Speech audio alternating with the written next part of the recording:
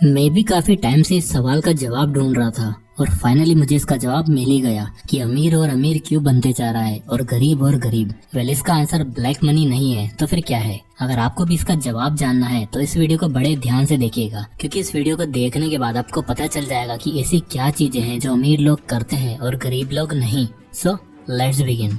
मान लो आप सुबह सुबह अपनी बालकनी में बैठे हो और चाय पीते पीते अपना मोबाइल चला रहे हो और आराम से एंजॉय कर रहे हो और सोच रहे हो कि वाह क्या लाइफ है। तभी अचानक आपका पैसा आपके पास आता है और खींच के आपको थप्पड़ लगाते हुए बोलता है, क्या कर रहा है, चल काम पर जा और पैसे कमा। अब आप मुझसे बोलोगे कि भाई ये क्या फालतू बातें कर रहे हो, पैसा हमें कैसे काम पर लगा सकता है। वेल, अगर आप भी यही सोचते हो कि पैसा हमें काम पर नहीं लगाता तो आप गलत सोच रहे हो। रिच डैड पुअर डैड के ऑथर रॉबर्ट कियोसाकी बोलते हैं कि दुनिया के मैक्सिमम लोगों को पैसे ने काम पर लगा रखा है। क्या आप रोज सुबह उठकर पैसा कमाने के लिए काम पर नहीं जाते हो क्या एक मजदूर सुबह खाने का डब्बा लिए दिहाड़ी मजदूरी करने के लिए नहीं निकलता क्या? फिर हम सब लोग पैसा कमाने के लिए ही तो काम करते हैं, चाहे वो काम हमें पसंद हो या फिर नहीं, इससे क्या फर्क पड़ता है। हमें काम पर तो जाना ही है। अगर पैसों ने हमें नहीं, हमने पैसों को काम पर लगा रखा होता तो क्या तब भी आपको रोज रोज काम पर जाना होता क्या? वेल नहीं। तो रियलिटी में पैसा उठकर तो हमें नहीं बोलता है कि जा और मुझे काम पर लगा, बट ये सब हम पैसा कमाने के लिए ही तो करते हैं, क्योंकि पैसों ने हमें काम पर लगा रखा है, हमने पैसों को नहीं। तो अब ये सब तो ठीक है,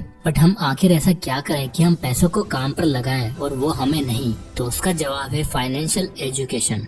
rich dad poor dad by Robert Kiyosaki. ये किताब जाने कितने ही लोगों की लाइफ को चेंज कर चुकी है। इसमें रॉबर्ट कियोसाकी ने एक बहुत ही अमेजिंग बात बोली है। हमें स्कूल में, कॉलेज में, घर में, हर जगह दुनिया भर की फॉर्मल एजुकेशन तो दे दी जाती है कि एग्जाम में अच्छे मार्क्स कैसे लाने हैं, पास कैसे होना है, मार्केट में कौन कौन सी अच्छी डिग्री है, बट लाइफ की सबसे इम्पोर्टेंट चीज फाइनेंशियल एजुकेशन, इसके बारे में हमें कोई भी नहीं सिखाता। क्योंकि अच्छे मार्क्स, अच्छी डिग्री, आखिर इन सब का डेस्टिनेशन तो एक ही है ना, पैसा कमाना। तो हमें बचपन से डायरेक्ट ये कोई क्यों नहीं सिखाता कि फाइनेंशियल एजुकेशन क्या होती है। तो इसलिए रॉबर्ट कियोसाकी ने ये किताब लिखी थी कि जिन लोगों को फाइनेंशियल एजुकेशन ना पता हो उन्हें ये बुक पढ़कर फाइनेंशियल एजुकेशन सिखाई जा सके। और इसी बुक से मैं आपको कुछ अमेजिंग कंसेप्ट सिखाने जा रहा हूँ। तो वेल, रॉबर्ट बोलते हैं कि फाइनेंशियल एजुकेशन को समझने के लिए आपको ये जानना होगा कि दुनिया में पैसों को लेकर 3 तरह के लोग होते हैं। पहले पुअर पीपल, दूसरे मिडिल क्लास और थर्ड रिच पीपल। अब ये तीनों तरह के लोग अपने कैश फ्लो के कारण ही इसी कैटेगरी में आते हैं। अब कोई इंसान गरीब या मिडिल क्लास क्यों होता है उसे इस चार्ट से समझते हैं। अब सबसे पहले आता है पुअर पीपल।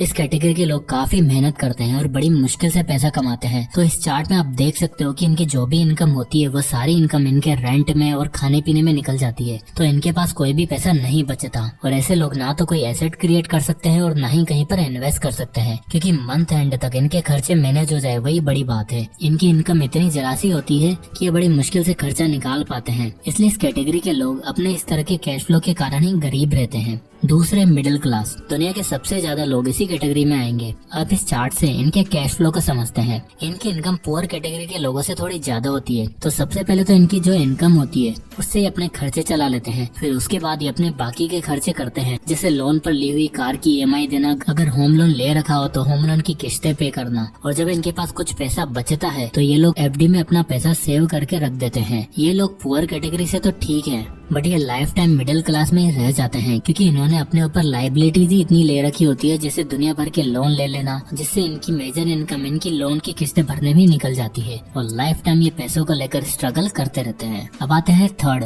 Rich people. ये लोग जो भी कमाते हैं उन पैसों को काम पर लगाते हैं और उस पर मिले रिटर्न पर ये लोग अपने खर्चे चलाते हैं। ये सबसे स्मार्ट तरह के लोग होते हैं, क्योंकि इनके ऊपर कोई भी लाइबिलिटीज नहीं होती और लाइबिलिटीज ना होने के कारण ये अपने पैसों को काम पर लगाते हैं, यानी कि इन्वेस्ट करते हैं, जिससे कि इनका पैसा अपने आप ग्रो होता रहता है और इन्हें रोज रोज सुबह उठकर ये सोचने की जरूरत नहीं पड़ती कि आज पैसा कैसे कमाएंगे, और बहुत ही आराम की जिंदगी जीते हैं। तो हमने तीनों कैटेगरी के लोगों को देख लिया है कि उनके कैश फ्लो के कारण वो किस तरह अपने पैसों को मैनेज करते हैं। अब हम ये जान लेते हैं कि जो अमीर लोग हैं वो अमीर और कैसे होते चले जाते हैं। तो उसके लिए सबसे पहला पॉइंट आता है they know how many works, यानी कि जो अमीर लोग हैं वो जानते हैं कि पैसा काम कैसे करता है। ऑथर रॉबर्ट कियोसाकी बोलते हैं कि one reason why rich entrepreneurs are getting richer is because they have extremely high financial IQs। Financial IQ यानी आपकी पैसों को लेकर समझ कैसी है, आप कैसे पैसों को खर्च करते हो, कैसे सेव करते हो और कैसे उन पैसों को इन्वेस्ट करते हो। और high financial IQ over the time सीख सीख के डेवलप करी जाती है, और जहाँ एवरेज और गरीब लोग बहुत ही पीछे रह जाते हैं, क्योंकि ज्यादातर लोगों को सही फाइनेंशियल एजुकेशन नहीं मिलती, क्योंकि वो अपनी फॉर्मल एजुकेशन को ही ज्यादा प्रेफर करते हैं। पढ़ो लिखो, अच्छी जॉब लो,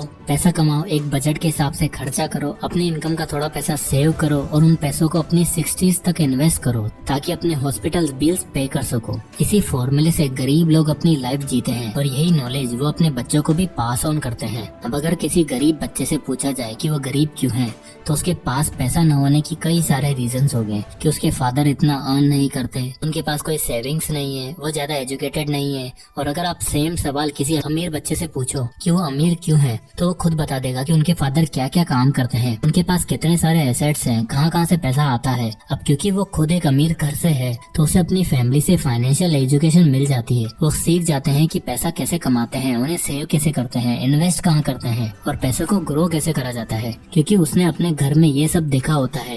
यही रीजन है कि हर जनरेशन के साथ उनका पैसा और ग्रो होता चला जाता है। अब एक्सेप्शन हर जगह होते हैं, पर ऑथर के अकॉर्डिंग फाइनेंशियल लिटरेसी ही वो सिंगल सबसे मेन रीजन होता है जिससे अमीर और अमीर होता है, और लैक ऑफ फाइनेंशियल नॉलेज की वजह से गरीब और गरीब होता चला जाता है। अब ऐसा नहीं है कि ऐसे लोग कभी अमीर नहीं बन सकते। जिन्हें अपनी फैमिली से फाइनेंशियल एजुकेशन नहीं मिलती, वो खुद ही पैसे के बारे में सीखते हैं, बुक्स पढ़ते हैं, ऐसी वीडियोस देखते हैं, मिस्टेक्स करके और उनसे सीख कर वो खुद को फाइनेंशियली स्मार्ट बना लेते हैं और इस पुअर क्लास से रिच क्लास में जंप कर लेते हैं। और वो जो कुछ भी सीखते हैं वो अपने बच्चों को भी ये एजुकेशन पास ऑन करते जाते हैं। इस तरह से हर जनरेशन के साथ वो अमीर होते जाते हैं। नेक्स्ट पॉइंट जो अमीरों को और ज्यादा अमीर बनाता है वो है they are better at tax game, यानी कि अमीर लोग टैक्स के गेम को बहुत ही अच्छे से खेलते हैं। 12 साल की उम्र में रॉबर्ट कियोसाकी अपने रिच डैड के साथ एक बीच पर घूम रहे थे। तभी उनके रिच डैड समुद्र के किनारे एक बड़े से घर की ओर पॉइंट करते हुए बोलते हैं, रॉबर्ट देखो वो बड़ा सा घर दिख रहा है, वो मैंने अभी खरीदा है। अब उस टाइम रॉबर्ट को भी समझ नहीं आ रहा था कि रिच डैड इतना महंगा रियल एस्टेट आखिर कैसे खरीद सकते हैं, क्योंकि उस टाइम तक रिच डैड इतने भी ज्यादा रिच नहीं थे। और जब रॉबर्ट ने पूछा कि आप इतना कमाते भी नहीं, आप इतनी महंगी प्रॉपर्टी कैसे खरीदी, तो उन्होंने जवाब देते हुए कहा, मैं अफोर्ड नहीं कर सकता, पर मेरी कंपनी जरूर कर सकती है। अब यहाँ इंटरेस्टिंग बात यह है कि जो ऑथर के रियल डैड थे उनकी एक अच्छी खासी जॉब थी जिनकी सैलरी उनके रिच डैड से भी ज्यादा थी। और रिच डैड कहते हैं कि उनके रियल डैड, जिसे वो बुक में पुअर डैड से भी रेफर करते थे, वो कभी भी उस बड़े से घर को खरीद ही नहीं सकते थे। ऐसा क्यों था? वेल, उसका सबसे बड़ा रीजन था टैक्स। ऑथर इस बुक में हमें मेनली 3 तरह की इनकम के बारे में बताते हैं। पहली होती है ऑर्डिनरी इनकम, और ये होती है आपकी कमाई हुई इनकम, जहाँ आप जो भी जॉब करते हो या फिर आप सेल्फ एम्प्लॉयड हो, अपना खुद का कोई काम करते हो। और दूसरी होती है पोर्टफोलियो इनकम, जहाँ आपको अपने इन्वेस्ट करे हुए पैसों से रिटर्न मिलता है। और तीसरी होती है पैसिव इनकम। ये वो इनकम है जहाँ आपको कोई भी काम नहीं करना पड़ता, जैसे आपकी कोई प्रॉपर्टी है उससे आपको रेंट मिलता रहता है, वो आपकी पैसिव इनकम है। रॉबर्ट के अकॉर्डिंग कोई भी ऑर्डिनरी इनकम से अमीर नहीं बन सकता, क्योंकि सबसे ज्यादा टैक्स आपको वहीं पे करना होता है। अगर आपको अमीर बनना है तो आपको बाकी के दोनों इनकम स्ट्रीम से बिल्ड करने पर फोकस करना चाहिए। फॉर एग्जांपल, ऑथर के पुअर डैड एक जॉब करते थे जहाँ से उन्हें सैलरी मिलती थी, जो कि ऑर्डिनरी इनकम के फॉर्म में उन्हें रिसीव होती थी, जहाँ वो अपनी इनकम का मेजर पार्ट टैक्स में दे देते थे। वहीं ऑथर के रिच डैड बिजनेस और कई एसेट्स को ओन करते थे, जहाँ से उन्हें पोर्टफोलियो और पैसिव इनकम मिलती है, जहाँ उन्हें कम से कम टैक्स देना होता है। ऑथर बताते हैं कि जब आप एक ऐसा एसेट बिल्ड कर लेते हो जिससे एक पॉजिटिव कैश फ्लो जनरेट हो जाता है, अब आपको उस एसेट का यूज करके एक और एसेट बिल्ड करना है जो उस कैश फ्लो को और ज्यादा स्ट्रॉन्ग कर देगा। नाउ अपने दोनों एसेट्स का यूज करके तीसरा एसेट बिल्ड करो जो आपकी कैश फ्लो को और भी ज्यादा बढ़ा देगा। इस तरह पैसों को कंपाउंड करने की जगह सबसे पहले एसेट्स को कंपाउंड करने पर फोकस करो। अब इसका सबसे बड़ा फायदा जो ऑथर बताते हैं वो ये है कि एसेट से जो कैश फ्लो जनरेट होता है आप उसी का यूज करके डायरेक्टली और एसेट्स को बाय कर सकते हो। रिच डैड अपनी कंपनी का यूज करके ग्रोस इनकम से एसेट बाय कर सकते थे, जिसके बाद उन्हें अपनी बची हुई नेट इनकम पे टैक्स पे करना पड़ता था। वहीं ऑथर के जो पुअर डैड थे वो पहले अपनी सैलरी से टैक्स भरते थे, यानी अपनी ग्रोस इनकम से टैक्स भरते थे, उसके बाद जो बचता था वो उसे स्पेंड करते थे, यानी अपनी नेट इनकम से एसेट बाय करते थे, जो कि आज ज्यादातर लोग करते हैं। इसका रीजन कियोसाकी बताते हैं कि क्योंकि रिच लोग ज्यादातर बिजनेस ओनर और इन्वेस्टर होते हैं, उन्हें कई सारे टैक्स ब्रेक मिलते हैं, क्योंकि अमीर लोगों की वजह से ही कहीं ना कहीं देश की इकोनॉमी चलती है। इन अमीर लोगों के बिजनेस से ही नई जॉब्स क्रिएट होती है, प्रोडक्ट्स क्रिएट होते हैं, कंज्यूमर्स बढ़ते हैं, और इन सभी चीजों को प्रमोट करने के लिए गवर्नमेंट भी उन्हें कई सारे टैक्स बेनिफिट्स देती है। अब ये सुनने में तो बहुत अनफेयर लगता है, बट यही दुनिया की रियलिटी है, जहाँ जिसके पास ज्यादा पैसा है वो कम पे टैक्स कर रहा है, और जिस पे कम पैसा है वो अपनी जेब काट काट कर गवर्नमेंट को पैसे दे रहा है। इसलिए उधर कहते हैं आपको अपनी एक ऐसी इनकम स्ट्रीम क्रिएट करनी चाहिए जहाँ आपको कम से कम टैक्स पे करना पड़े। तो दोस्तों यही कुछ कारण होते हैं जिनके कारण अमीर और गरीब बनता चला जाता है, क्योंकि अमीर लोगों के पास फाइनेंशियल एजुकेशन होती है जिसका इस्तेमाल करके वो अमीर होते जाते हैं, जबकि एक नॉर्मल इंसान इसके बारे में कुछ जानता ही नहीं है, इसलिए वो हमेशा पैसों की किल्लत से परेशान रहता है। इसलिए फॉर्मल एजुकेशन के साथ साथ हमें फाइनेंशियल एजुकेशन को भी समझना बहुत जरूरी है।